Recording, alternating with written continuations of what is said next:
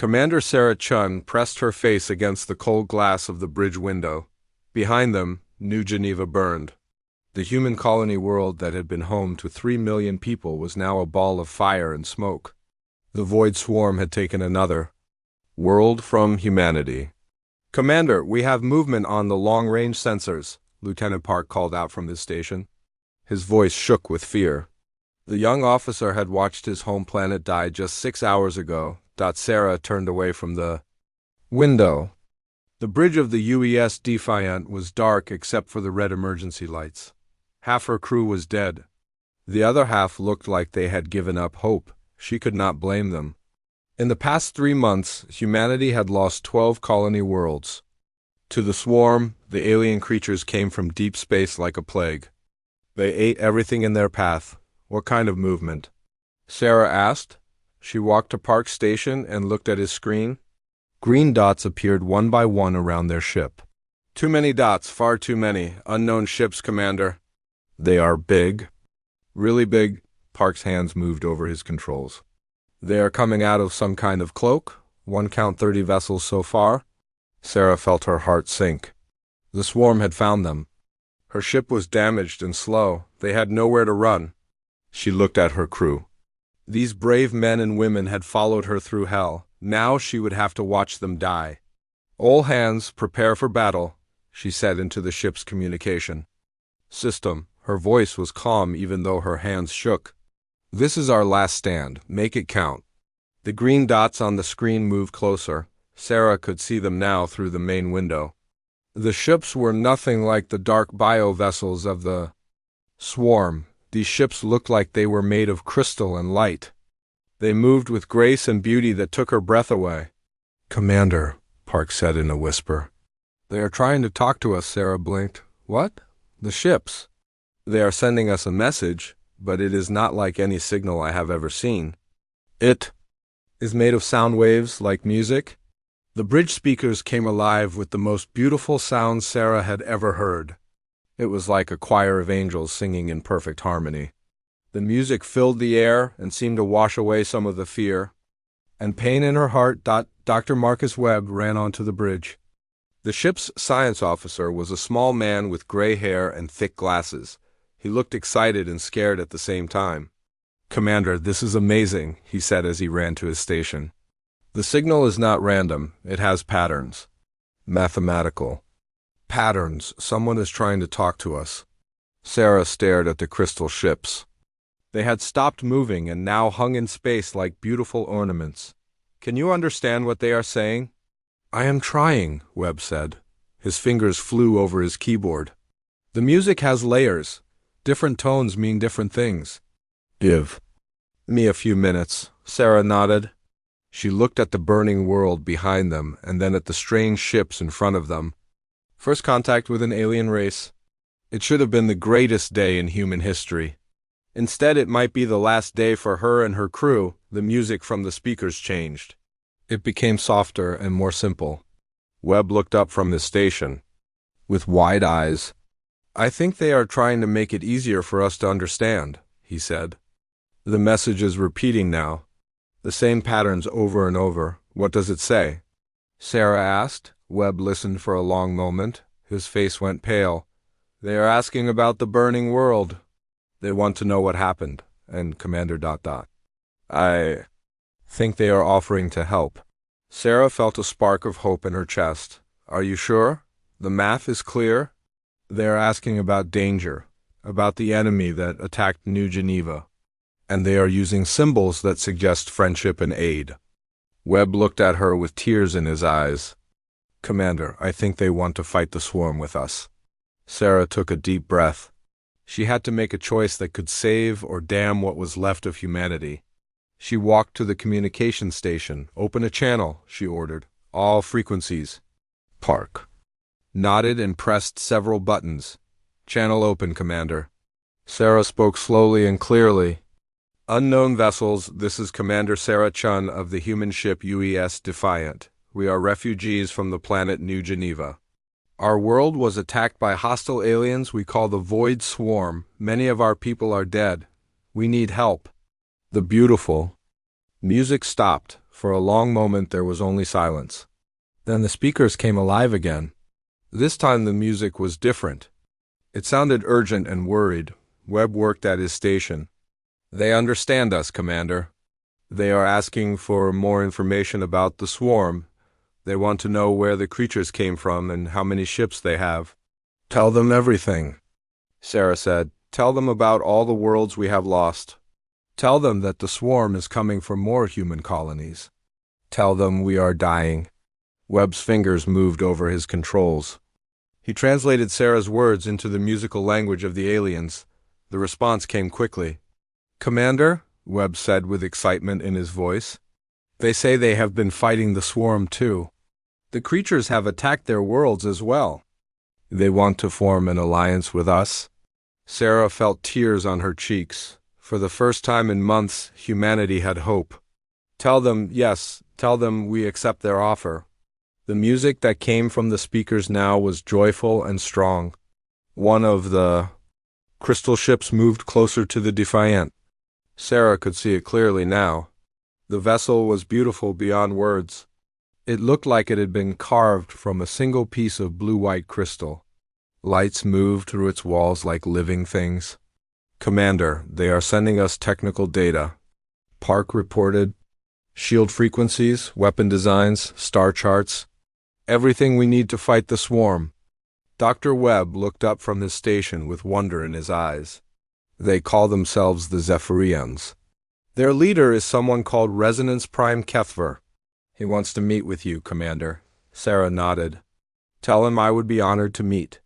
With him, within an hour, a small Zephyrian ship had docked with the Defiant. Sarah stood in the docking bay with Dr. Webb and her security chief, Lieutenant Torres.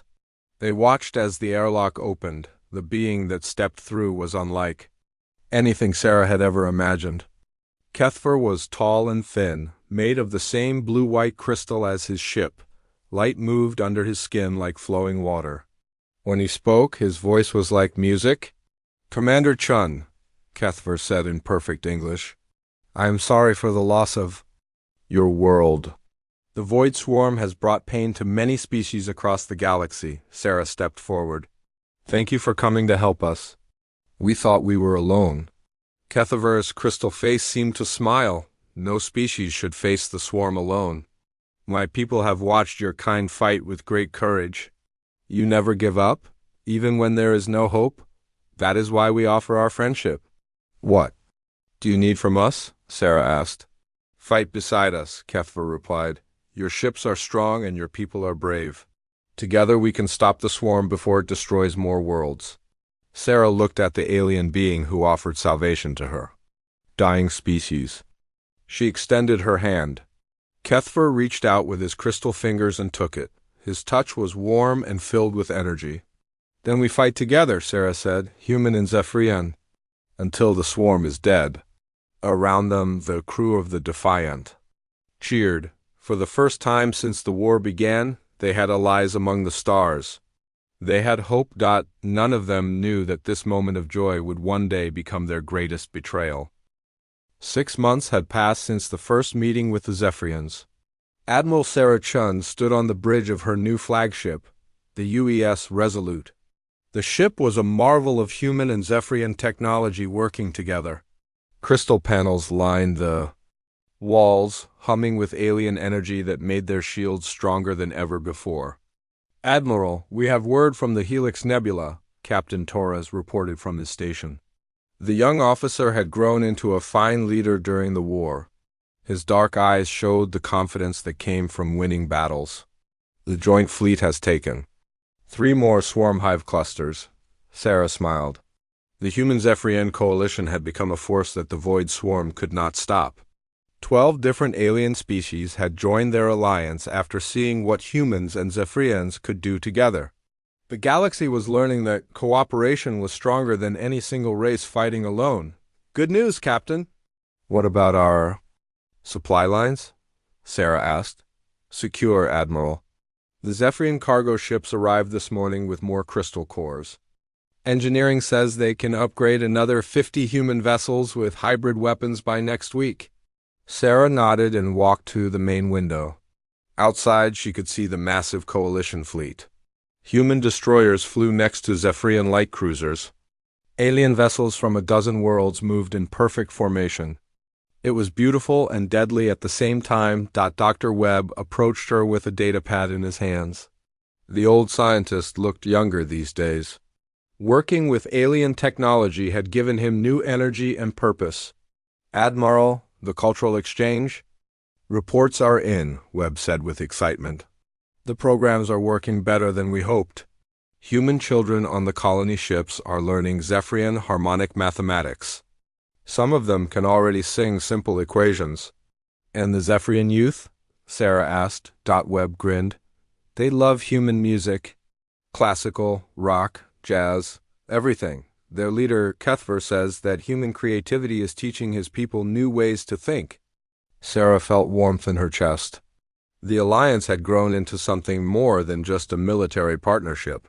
Humans and Zephyrians were becoming friends. Real friends who shared their cultures and learned from each other. Admiral, Lieutenant. Park called from the communication station. We have an incoming message from war singer Vexthai.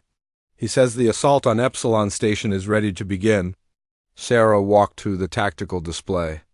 Epsilon Station was a massive swarm breeding facility that had to be destroyed.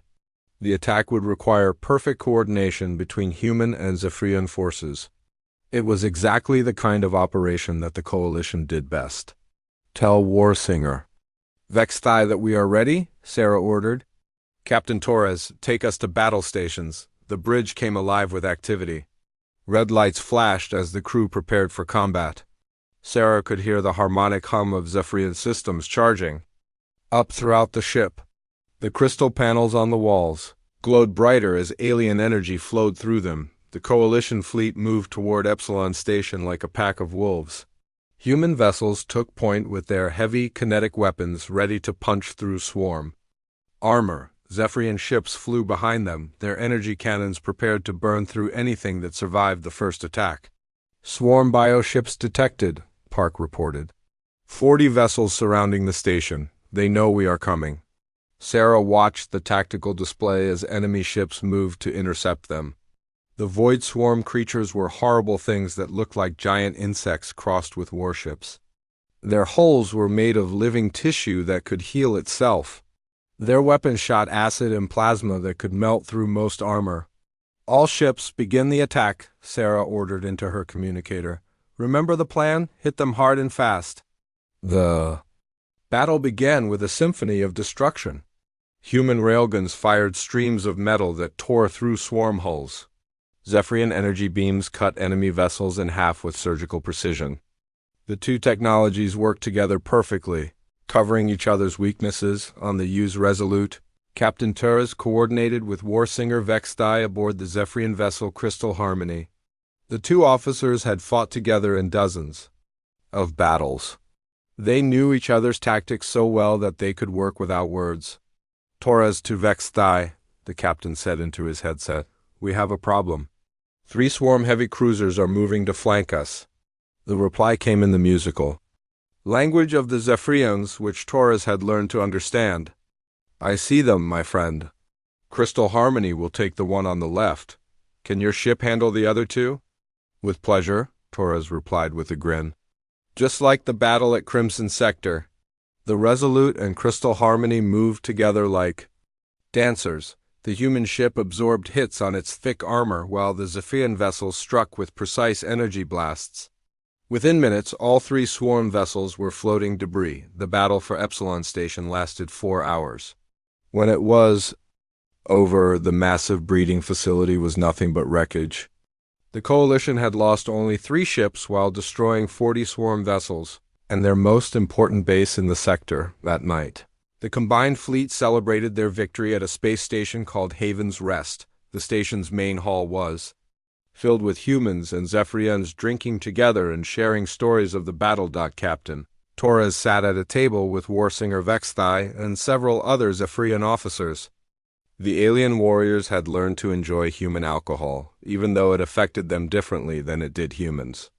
Vexthai's crystal skin glowed with soft blue light when he was happy. You saved my ship today, Torres, Vexthai said in his musical voice. That acid blast would have melted through my hull if you had not taken the hit for me. Torres shrugged and took a drink of his beer. That is what friends do, Vexthai. We watch each other's backs, the Zephyrian nodded. Your species has taught mine much about friendship. Before we met humans, we thought only in terms of harmony and discord. But you have shown us that there is something stronger than harmony. You call it loyalty. And you have taught us about working together in perfect sync, Torres replied. Human ships used to fight like lone wolves. Now we move like a symphony orchestra. Across the hall, Admiral Sarah Chun was talking with Resonance Prime Kethver, and Dr. Webb, the Zephyrian leader, had become more than an ally. He was a friend who understood the burden of command. The war is turning in our favor, Kethver said.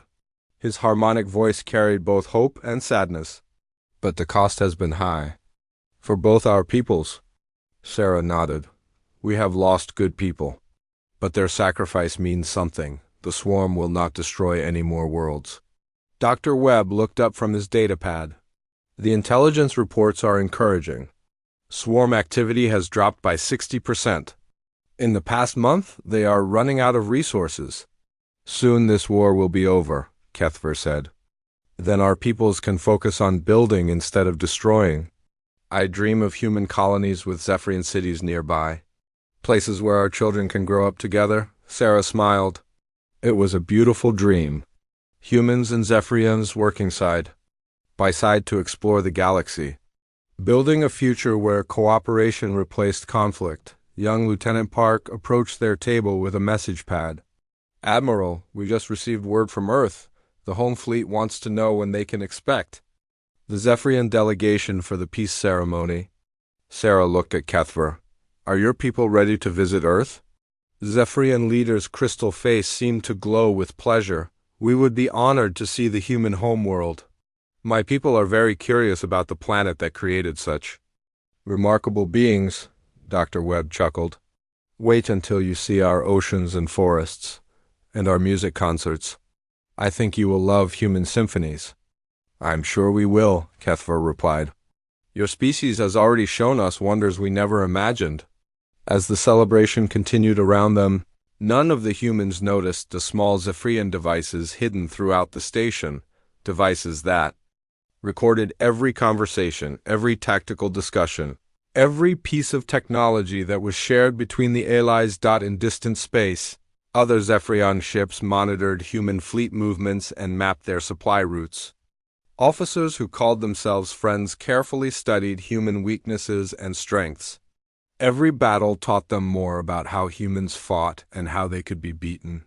The war against the Void Swarm was indeed almost over. But for the Zephyrians, a different kind of war was just beginning. A war that would start with the total betrayal of the species that had trusted them most. The humans celebrated their friendship and shared victories, never knowing that they were dancing with their future executioners. The bonds they had forged in battle would soon become the chains that would try to bind them in defeat, but the Zephyrians would learn something important about humans. A lesson that would cost them everything they thought they had gained through their deception. The final battle began at dawn over the dead worlds of the Void Swarm. Admiral Sarah Chun stood on the bridge of the U's Resolute, watching as the largest fleet in galactic history moved toward their target. 3 star systems held the heart of the swarm's power. Today they would cut out that heart forever. All ships report ready, Admiral, Captain Torres said from his station. His voice was steady, but Sarah could see the tension in his shoulders. This was the battle they had all been waiting for. The battle that would end the war. Around them, over 2,000 ships moved in perfect formation. Human vessels flew next. To Zephyrian cruisers. Ships from 12 different species had joined the coalition for this final push. The combined fleet stretched across space like a metal ocean. Signal from Resonance Prime Kethver, Lieutenant Park reported. The Zephyrian harmonic bombardment is ready to begin? Sarah nodded and opened a communication channel to the Zephyrian flagship. Kethver's crystal face appeared on her screen. The alien leader looked calm and confident. His people had spent weeks preparing for this moment. "My friend, Kethver," said in his musical voice, "today we finish what the swarm started. Today we bring peace to the galaxy." "Today we fight as one," Sarah replied. "Human and Zephyrian together until the end." The swarm's central intelligence nodes were massive biostructures that floated in the space between three dead planets. Each node was the size of a small moon, covered in living tissue that pulsed with dark energy. These were the brains of the swarm. Destroy them and the entire species would collapse. "Begin the attack," Sarah ordered. The Coalition fleet opened fire with everything they had. Human railguns sent streams of metal toward the bionodes, while Zephyrian energy weapons cut through space like burning swords. The other allied species added their own weapons to the assault. The space around the nodes filled with explosions and light. The swarm fought back with desperate fury. Thousands of bioships poured out of hidden hives to defend their masters. Acid cannons and plasma weapons struck at the attacking fleet. But the Coalition was ready for them. Captain Torres coordinated the human attack groups while war singer Vexthai led the Zephyrian strike force. The two officers had become like brothers during the war. They knew each other's thoughts before they spoke them. "Torres, 3 swarm heavy cruisers moving to your position," Vexthai warned over the communication system. "I see them," Torres replied. "Crystal Harmony, can you give me covering fire?" "Already on the way, my friend," Vexthai said with something like laughter in his voice. The battle raged for 8 hours. Ships exploded and died on both sides. The vacuum of space filled with debris and bodies. But slowly, steadily, the Coalition pushed forward toward their target. Dr. Webb worked at his science station, monitoring the bionodes as the attack continued. The old scientist had studied swarm biology for over a year. He knew exactly where to hit them to cause the most damage. "Admiral, the first node is showing critical damage," Webb reported. "Their bioneural networks are starting to break down." On the main screen, they could see the massive structure beginning to collapse. The living tissue that covered it was turning black and falling away. The dark energy that had pulsed through it was fading. "One down, 2 to go," Sarah said grimly.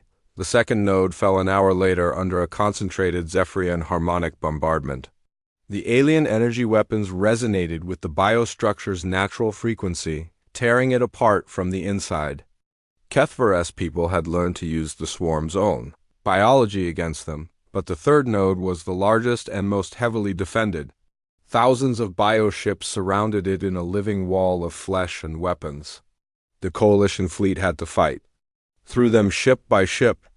"Admiral, we are taking heavy casualties," Torres reported. "We have lost 43 vessels so far."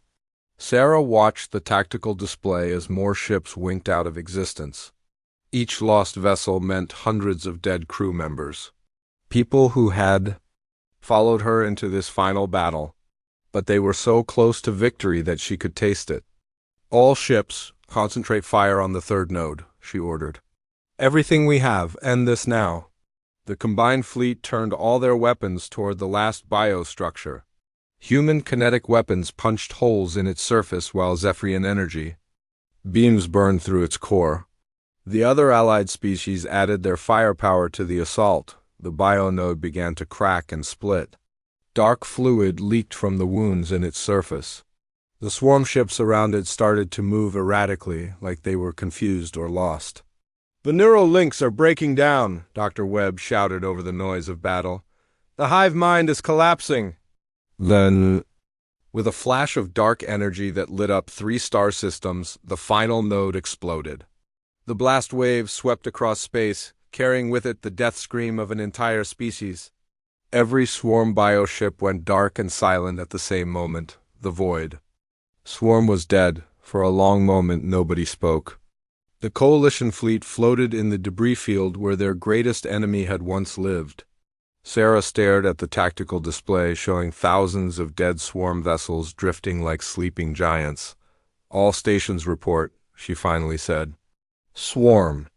Bioships show no activity," Park reported. "No energy signatures, no movement. They are all dead, Admiral." Captain Torres looked up from his station with tears in his eyes. We did it. We actually did it. The celebration began slowly. First one ship, then another, then dozens began transmitting messages of joy and victory. The communication channels, filled with cheers and songs from a dozen different species. Humans cried and laughed at the same time. Zephyrians sang harmonies of triumph that made the stars themselves seem to ring like bells. Admiral Sarah Chun felt the weight of 2 years of war lift from her shoulders. No more burning worlds. No more desperate last stands against impossible odds. No more watching good people die in the darkness between stars. The galaxy was safe. 3 days later, the victory ceremony took place at Sanctuary Station, a massive spaceport built jointly by humans and Zephyrians during the war. Representatives from every species in the coalition gathered to celebrate their triumph over the swarm. Sarah stood on the main platform next to Resonance Prime Kethver. The Zephyrian leader's crystal skin glowed with soft light as thousands of beings cheered for them. Behind them hung the flags of every world that had joined the fight against the swarm. People of the galaxy, Sarah said into the microphone. Her voice carried to every ship and station in the system. Today we celebrate more than just victory over the void swarm. We celebrate what different species can accomplish when they work together. Kethver stepped forward to speak. The human species has shown us the true meaning of courage and sacrifice. They never gave up, even when their worlds were burning. They taught us that some things are worth fighting for. The crowd cheered again. Sarah looked out at the thousands of faces, human, Zephyrian, and dozens of other species. They had all suffered during the war. They had all lost friends and family. But they had won because they stood together. Dr. Webb approached the platform with a special award for Kethver. The Zephyrian leader had been chosen to receive the galaxy's highest honor for his role in defeating the swarm. As he accepted the crystal statue, his people sang a harmony of joy that brought tears to human eyes. That night, there was a private dinner for the senior officers and leaders. Sarah sat between Kethver and Captain Torres, sharing stories of the war and dreams for the future. War singer Vexthai was there too, talking with Dr. Webb about plans for joint research projects. What will you do now that the war is over? Sarah asked Kethver. The Zephyrian leader seemed to consider the question carefully. My people have learned much from yours during this war. About courage, about friendship, about the strength that comes from working together. We will take these lessons home with us. I hope our peoples will stay close, Sarah said. The bonds we have forged in battle should not be broken by peace. Kethver's crystal face showed what might have been a smile. Indeed, Admiral. The bonds between our species are stronger than you know. Around the dinner table, human and Zephyrian officers laughed and shared toasts to their victory. They talked about the colonies they would build together and the peace they would protect. None of them suspected that hidden Zephyrian recording devices were capturing every word, every tactical discussion, every detail about human fleet positions and defensive plans. In the depths of space, concealed monitoring stations transmitted this intelligence to the Harmony Collective, the true name of the Zephyrian Military Command. The same beings who had fought beside humans were now preparing to fight against them. The war against the Void Swarm was over. But another war was about to begin. A war that would start with the greatest betrayal in galactic history. The Zephyrians had learned everything they needed to know about human weaknesses during 18 months of close cooperation. Soon they would put that knowledge to use. But what they did not understand about humans was that betrayal does not break them. It transforms them into something far more dangerous than they had ever been as allies. The galaxy was about to learn what happens when you stab humanity in the back. The lesson would be written in fire and blood across the stars. 3 months after the victory celebration, Admiral Sarah Chun was reviewing colony reports when the alarms began to scream. She looked up from her desk aboard the Hughes Resolute, confused by the urgent sound. The war was over. What could possibly be wrong? Lieutenant Park burst through the door of her ready room. His face was white with shock and his hands were shaking. Admiral, you need to come to the bridge right now. We have a situation. Sarah followed him through the corridors of her ship. Crew members were running to battle stations with confused looks on their faces. Nobody understood what was happening. The void swarm was dead. The galaxy was at peace. On the bridge, Captain Torres stood at the tactical display with his mouth hanging open. Dr. Webb was at his science station, staring at his screens like he could not believe what he was seeing. The normal calm of the bridge had been replaced by chaos and fear. "Report," Sarah ordered as she took her command chair. Torres turned to her with eyes full of disbelief. "Admiral, we are detecting multiple hyperspace signatures. Unknown vessels are coming out of jump space all around Terra Prima colony." Sarah frowned. Terra Prima was one of humanity's most important worlds. Over 5 million people lived there. Unknown vessels? What species? "That is the problem, Admiral," Torres said quietly. "They are not unknown. They are Zephyrian ships." Sarah felt ice form in her stomach. "What are you talking about?" "The Zephyrians are our allies. Maybe it is a diplomatic mission." Park looked up from his communication station. "Admiral, I am trying to contact Terra Prima Control Center. They are not responding. I am getting emergency broadcasts from the planet's surface." "Put it through," Sarah ordered, the speakers filled with screaming voices and the sound of explosions. A woman's voice cut through the chaos, weak and full of terror. "This is Terra Prima Emergency Command. We are under attack." "Repeat, we are under attack. Zephyrian vessels are bombing our cities. Our shields are failing. Please, someone help." "Yes, the transmission cut to static." Sarah stared at the speakers, her mind refusing to accept what she had just heard. The Zephyrians were attacking human civilians. The same beings who had fought beside them against the swarm, the same people who had called humans their friends. "Admiral," Dr. Webb said from his station, "I am detecting weapon signatures consistent with Zephyrian energy cannons. But the power levels are much higher than anything we saw during the war." "They have upgraded their weapons." Sarah stood up slowly. Her legs felt weak and her hands were cold. "How many ships?" Torres checked his tactical display. 37 vessels, Admiral, including several of their heavy cruisers. "This is not a small raiding force. This is a full invasion fleet." "Set course for Terra Prima, maximum speed," Sarah ordered. Her voice sounded strange to her own ears. "Send a message to all coalition forces. Tell them we have a situation." As the Resolute jumped to hyperspace, Sarah tried to contact Resonance Prime Kethver. She needed to understand what was happening. There had to be some mistake. Some misunderstanding that could be fixed with a simple conversation. The communication channel opened, but instead of Kethver's familiar crystal face, she saw a different Zephyrian. This one was larger and more angular than her old friend. His crystal skin was darker, almost black.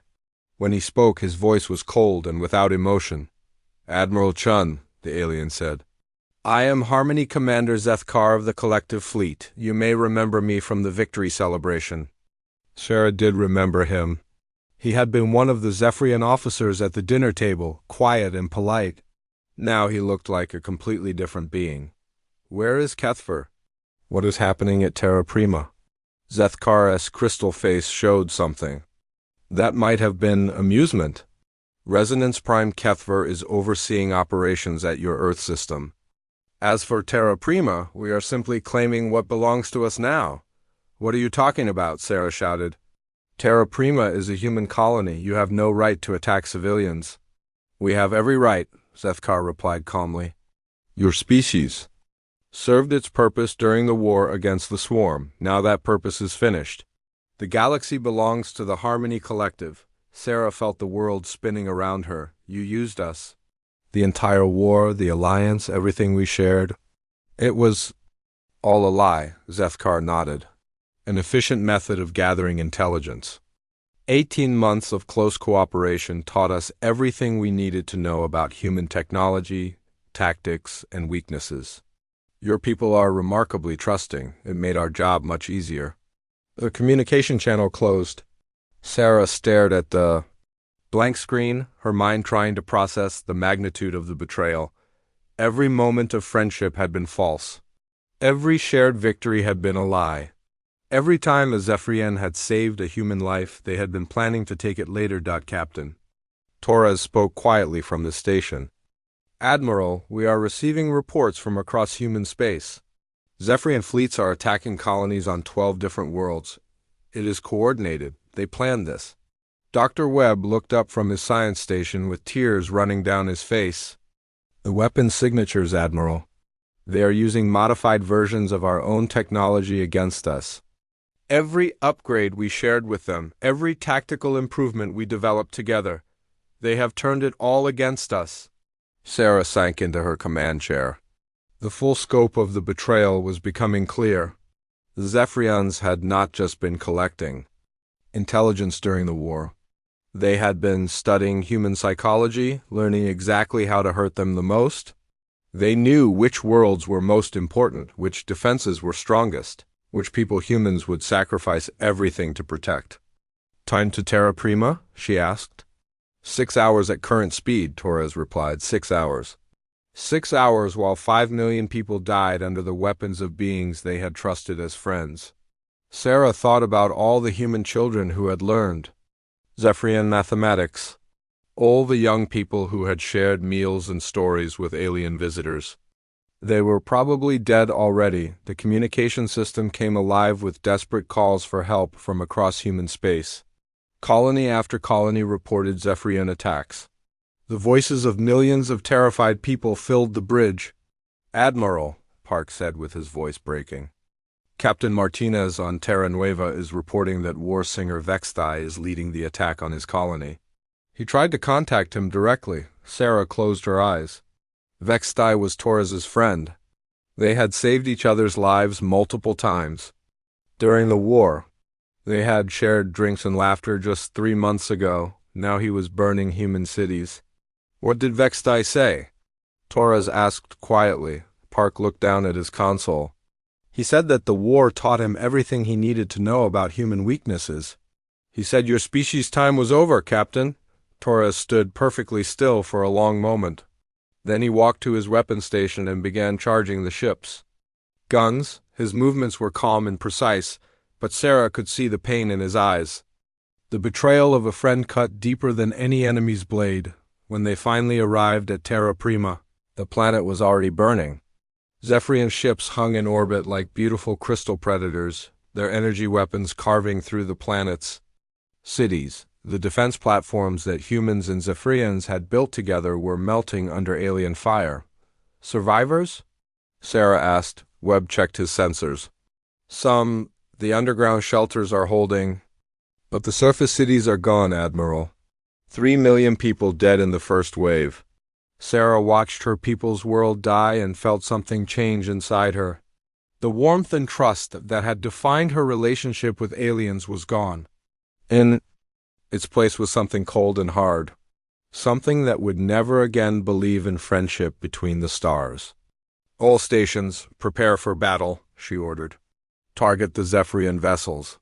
Admiral, Torres said carefully. We are outnumbered 30-1. We cannot win this fight. Sarah looked at him with eyes like winter ice. We are not here to win, Captain. We are here to make them pay. The U's Resolute charged into the Zephyrian fleet like a wounded animal attacking its tormentors. Their weapons were outmatched and their shields were weak compared to the upgraded alien technology. But they fought anyway, because that is what humans do when they are betrayed. They do not break. They burn, and they make sure that their enemies remember the price of treachery. As the battle raged around Terra Prima, similar scenes played out across human space. The galaxy was learning what happened when you stabbed humanity in the back. The lesson would be written in fire and blood, but it would be learned. The Zephyrians thought they knew everything about human weaknesses. They were about to discover that humanity's greatest strength only appeared when they had nothing left to lose.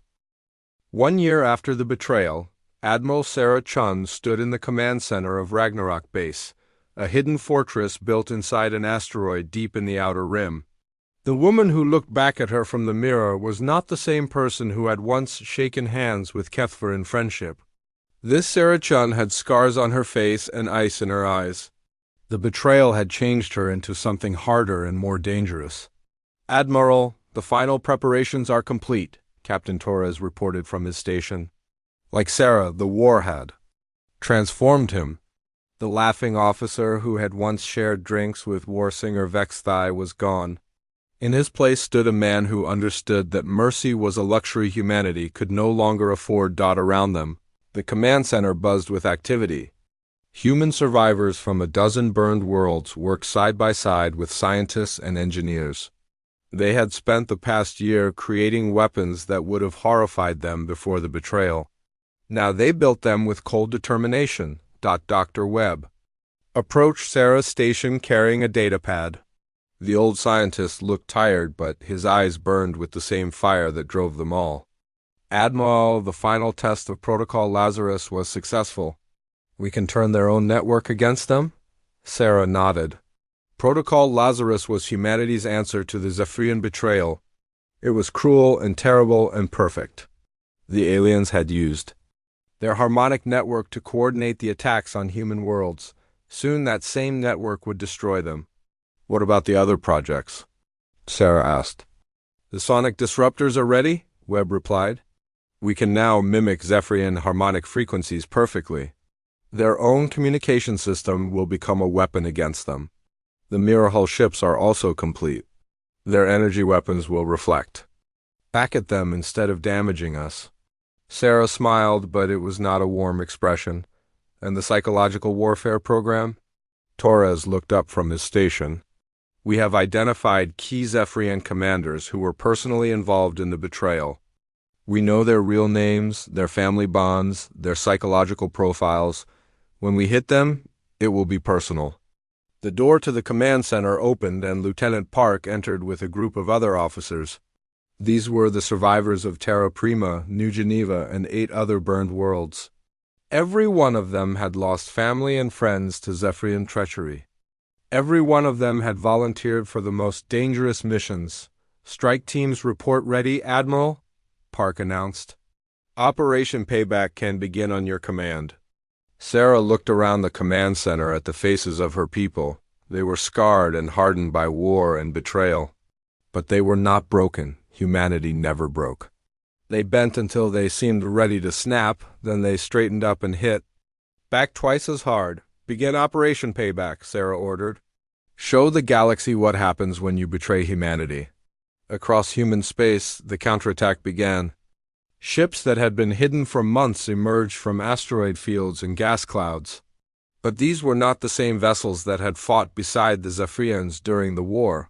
These ships had been rebuilt with technology the aliens had never seen. The UES Vengeance, commanded by Captain Torres, appeared in the Altair system where war singer Vexthai was overseeing the strip mining of a former human colony.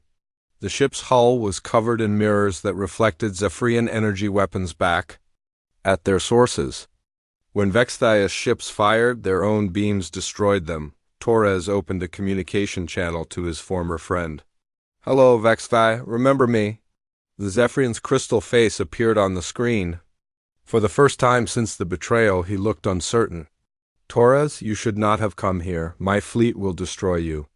"Your fleet is already dead," Torres replied calmly. "Look around you." Vexthai's crystal skin flickered with alarm as he saw his ships burning around him. The mirror hull technology had turned his own weapons against him. But that was not the worst part. The worst part was the sound coming through his communication system. It was a human song, a simple melody that Torres had taught him during their friendship. But now the song was being broadcast on Zephyrian harmonic frequencies. It disrupted their coordination networks and filled their minds with painful discord. "You taught me about loyalty," Torres said as Vexthai's flagship began to break apart. "Now let me teach you about betrayal." The communication channel closed as the crystal harmony exploded. Torres watched his former friend die and felt nothing but cold satisfaction. Betrayal had a price. Today, the Zephyrians would learn that Price. In the Vega system, the UES Retribution attacked a Zephyrian supply convoy. The ship's weapons were not just designed to destroy. They were designed to cause maximum psychological damage. When Zephyrian crews saw their ships melting under sonic disruptors that used their own harmonic frequencies, panic spread through their ranks. Dr. Webb monitored the attacks from Ragnarok base, the psychological profiles they had built during the year of hiding were proving accurate. The Zephyrians were a collective species. They drew strength from harmony and coordination. When that harmony was disrupted, they became confused and weak. Admiral, we are intercepting Zephyrian communications, Webb reported. They are calling for reinforcements from their home system. They do not understand how we are doing this to them. Sarah smiled that cold smile again. Good. Fear is our best weapon now. Let them wonder what else we learned during our year in hiding. The strikes continued for 3 days. Every Zephyrian fleet that had participated in the betrayal found itself under attack by humans who seemed to know their every weakness. Ships that had been friends now moved like ghosts through space, striking without warning and disappearing before help could arrive. But the real blow came on the 4th day when Sarah launched Protocol Lazarus. The plan was simple and terrible. During the war, the Zephyrians had shared their harmonic network technology with humans. They thought they were helping their allies communicate better. What they actually did was give humanity the keys to their entire civilization. Sarah sat in her command chair as the countdown reached 0. Around her, the command center was silent except for the hum of computers and the soft breathing of her crew. Everyone knew what was about to happen. Everyone knew there was no going back. Execute Protocol Lazarus, Sarah ordered across the galaxy. Hidden transmitters that had been placed on Zephyrian ships and stations during the war came to life. They began broadcasting a signal that looked like normal harmonic communication. But hidden within that signal was a virus that spread through the Zephyrian network like wildfire. The virus was not designed to destroy their technology. It was designed to do something much worse. It turned their harmonic network into a weapon against itself. Every Zephyrian ship station and communication node became a transmitter of painful discord that drove their crews insane. Within hours, Zephyrian fleets across the galaxy went silent. Their crews fled their ships to escape the maddening noise that filled their minds. Their coordination networks collapsed as panic spread through their ranks on the Zephyrian homeworld. Resonance Prime Kethver tried desperately to understand what was happening to his people. His personal communication device activated, showing the scarred face of Admiral Sarah Chun. "Hello, old friend," Sarah said in a voice like winter wind. "Surprised to see me?" Kethver's crystal skin flickered with fear and confusion. "Sarah, what have you done? Our people are going mad? The network is destroying itself." "Your network," Sarah corrected. "The same network you used to coordinate the betrayal of every human world. The same technology you shared with us while planning our destruction? Did you really think we would not find a way to turn it against you?" Kethver's harmonic voice carried desperation. "The war against the swarm was real. Our friendship was real. We had to ensure our species' survival." Sarah laughed, but the sound held no humor. "Survival? You taught us about survival when you burned our worlds. Now let me teach you what humans do to survive." The communication channel filled with the sound of human voices singing in perfect harmony. But the song was broadcast on frequencies that caused the Freyan minds to fragment and break. Kethver screamed as the music tore through his consciousness. "This is what betrayal sounds like," Sarah said as her former friend writhed in agony. "Remember it well." The signal ended and Kethver's communication device went dark. Across the Zephyrian homeworld, the harmonic towers that had once connected their civilization now broadcast madness and discord. The species that had betrayed humanity was destroying itself with its own technology. Sarah stood up from her command chair and walked to the main window of Ragnarok base. Outside, she could see human ships returning from their missions. Her people had struck back at their betrayers and won, but the victory felt hollow. Too many friends were dead. Too many worlds were burned. Too much trust had been broken. "Admiral," Dr. Webb said quietly, We are receiving surrender requests. From 17 Zephyrian fleets, they want to negotiate. Tell them to surrender unconditionally or face complete annihilation, Sarah replied without turning around. There will be no negotiations. No mercy. They chose this path when they stabbed us in the back. Captain Torres approached her position. What happens now, Admiral? The Zephyrians are broken. The other alien species are afraid of us. We have shown the galaxy what humans become when they are betrayed.